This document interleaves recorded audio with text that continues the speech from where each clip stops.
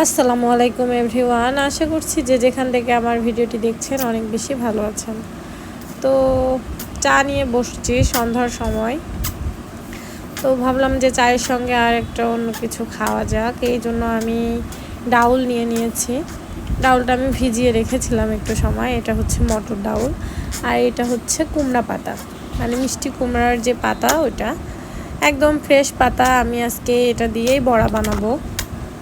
এটা খেতে আমার কাছে অনেক বেশি ভালো লাগে।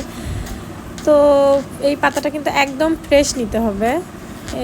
আমি একদম ফ্রেশ বিকেলবেলা করে নিয়ে এসেছিলাম, আর সন্ধ্যাতেই বানাচ্ছি, বুঝতেই পারছেন, একদম ফ্রেশ টাটকা পাতা। তো এখানে ডাউলটা আমি ব্লেন্ডার করে নিয়েছি, দিয়ে দিলাম লবণ। আসলে ডাউলটা পাটায় বেটে নিলেই আমার মনে হয় বেশি ভালো হয়, যেহেতু আমার সময় কম, এত বেশি সময় নাই, এই জন্য হচ্ছে আমি ব্লেন্ডার করে নিয়েছি।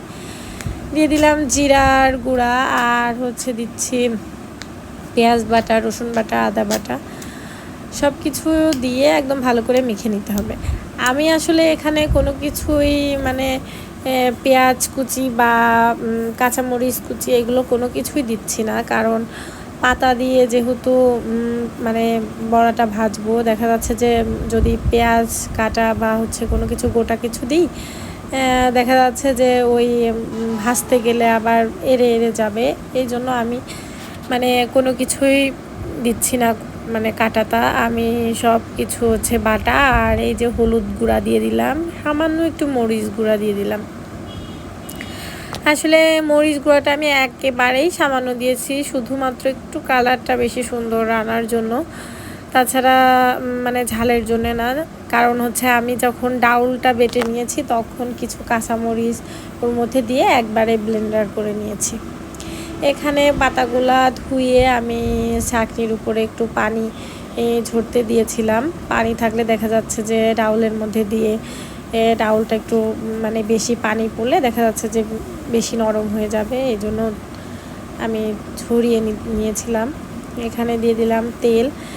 এদিকে ফ্রাই প্যানের মধ্যে হচ্ছে তেলটা গরম হতে থাক, আর ওইদিকে আমি আবার হচ্ছে পাতার সঙ্গে ডাউলটা ভালো করে মেখে নিতে হবে।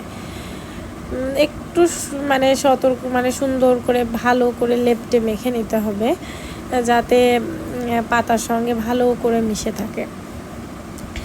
আসলে এইভাবে একদিন হলো আমার রেসিপিটা দেখে আপনারা অবশ্যই একদিন হলো ট্রাই করে দেখবেন খেতে কিন্তু অনেক বেশি মজা লাগে। হ্যাঁ, সব সময় দেখা যাচ্ছে আমরা সন্ধ্যার সময় শুধু চা বিস্কিট এইগুলোই খাই।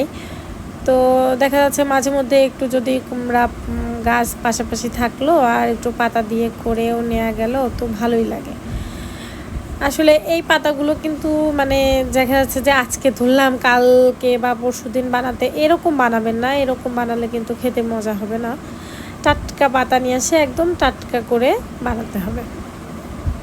তো এখানে সুন্দর করে আমি গায়ের সঙ্গে একদম পাতার সঙ্গে মিশিয়ে নিয়েছি। এখন আমি তেলের মধ্যে দিয়ে দেব। তো এইভাবে নিয়ে কিন্তু ভেজে নিতে হবে, একটু সতর্কতার সঙ্গে একটু উল্টে পাল্টে ভেজে নেবেন, যেন ভেঙে না যায়। তো আমার কাছে কেন জানি মনে হচ্ছিলো যে প্যানের মধ্যে একটা দিয়ে ভাজলেই ভালো হতো, দুটো দিয়ে গায়ের সঙ্গে লেগে গেছে। যেহেতু পাতাগুলো বড় বড় ছিল, এই জন্য মানে বড়াগুলো অনেক বেশি বড় হয়েছিল। তো এই যে দেখতেই পাচ্ছেন অনেক বেশি সুন্দর হয়েছিল বড়াটা। তো আমি একটু আলোর এই দিকে নিয়ে এসে আপনাদের দেখালাম। তো ধন্যবাদ ভিডিওটি দেখার জন্য।